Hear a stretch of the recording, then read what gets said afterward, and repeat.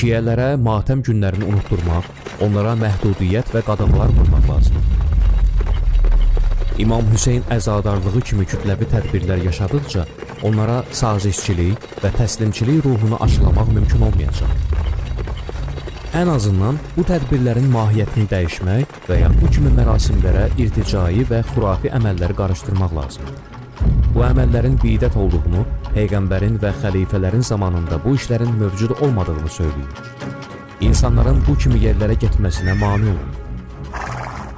Vaizlərin və rövzəxanların sayını azaltmaq üçün onları vergiyə cəlb edin. Bütün müsəlmanlara vicdan azadlığı şüarını qəbul etdirərək, hər bir kəs istədiyi işi görməkdə azaddır deyin. Əmr bə'məruf və nəhy-əz münkər hökmlərinin vacib olmadığını söyləyin. Daim bu məsələni xatırladın ki, xristianlar öz dinlərində, yəhudilər də öz dinlərində haqdırlar.